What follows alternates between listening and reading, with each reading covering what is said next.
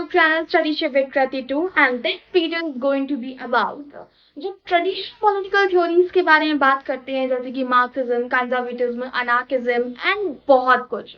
जब ये लोग बात कर रहे थे कि हाँ भाई जस्टिस होना चाहिए, इंडिविजुअल राइट्स होनी चाहिए, इक्वालिटी जैसे कॉन्सेप्ट होने चाहिए एंड वोटिंग सिस्टम होना चाहिए, then why they were not talking about women and their inclusiveness?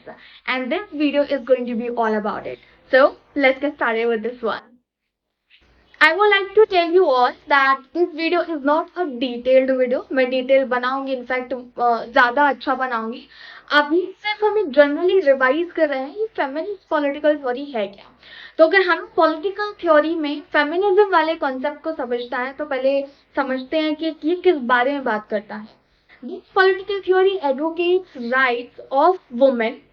In fact women के अलावा भी बहुत सारे ऐसे कैटेगरीज हैं जिनको कभी ध्यान ही नहीं दिया गया। मीन्स टू से मार्जिनलाइज्ड सेक्शन के राइट्स को, उनके इंक्लूसिवनेस को यहाँ पे एडवोकेट किया गया है। This mainly talks about that how we need to be, treated equally from the lens of gender equality, but we are not, because हमको तो isolate कर देते हैं on the name of a race, caste, religion and what not. तो key elements जो इसको advocate करते हैं और political theory feminism को यहाँ पे support करते हैं within patriarchy and power dynamics. I sometimes honestly wonder that कि कैसे एक system बनाया गया, हिस्टोरिकली मेन को बताया गया और एंटायर सोसाइटी को बताया गया that it's the men who holds the entire command and they are free to oppress women because वो उनकी सबऑर्डिनेट है। तो feminism concept challenges patriarchy, power dynamics, they set up under patriarchy because according to them everything needs to be regulated by men. So they challenge it in societal terms, cultural terms and political terms. Second आता है हमारा intersectionality. Intersectionality बात करता है various forms of operation. In fact this intersect with many other things.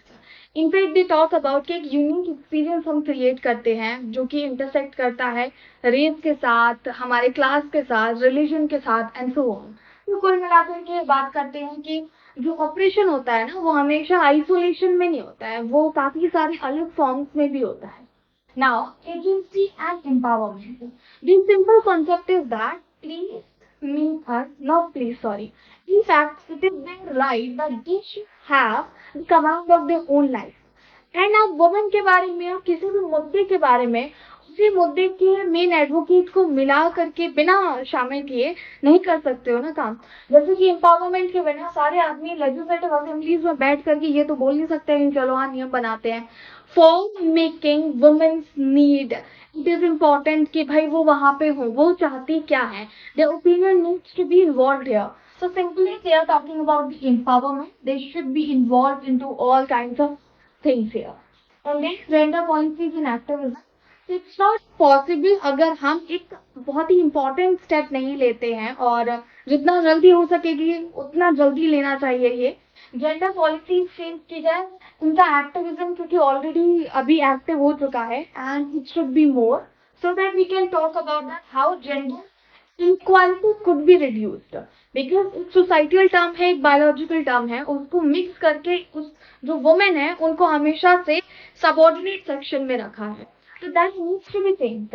In fact not to forget one thing, feminism सिर्फ ये बात नहीं करता है दैट हमें मेन के बराबर अधिकार चाहिए। इट ऑल्सो टॉक्स अबाउट दो सेक्शन जिनकी आवाज कभी सुनी ही नहीं, जैसे कि LGBTQ हो गया, मार्जिनलाइज सेक्शन हो गया और भी बाकी आते हैं।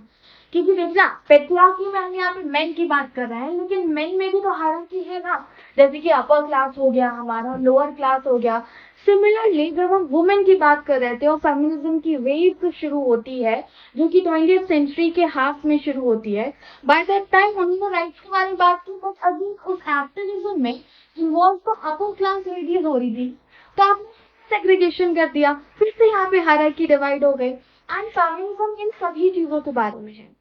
इनका कॉन्ट्रीब्यूशन हमारा मतलब है फेमिनिज्म ने कहीं ना कहीं 20th सेंचुरी में हम बोलेंगे 20th सेंचुरी के एंड तक एक रिमार्केबल चेंज तो लाया है, ठीक है। आज हम उसके बारे में बात कर रहे हैं। इनफैक्ट मैंने एक डिटेल लेक्चर बनाया हुआ है फेमिनिज्म एंड पोस्ट मॉडर्निज्म पे, उसका कोशिश करूंगी यहाँ पे लिंक डाल दूंगी, तो आप लोग एक बार इसको चेक जरूर कीजिएगा, जिसमें ये बताया गया है that how different waves of a feminism like 1960s के टाइम पे, 80s के टाइम पे, 90s के टाइम पे अलग अलग ऑब्जेक्टिव्स के साथ अलग अलग हिस्से से सारी वुमेन इकट्ठा हुई और उन्होंने बात की अपने राइट्स के बारे में। Okay, so this is what is your feminism is. Just overview, मैंने कुछ भी seriously डिटेल में नहीं बताया, अभी बहुत सारी चीजें बाकी है। I'll be bringing detail and much better quality video for this one. Until then, bye bye for you all. Hit the like button, share this video. अगर कोई क्वेश्चन रह गया है, आपको लगता है कि कोई चीज समझ नहीं आई है, please do comment it. I'll make sure I reply it as soon as possible. Until then, bye bye. We'll meet soon into our next video.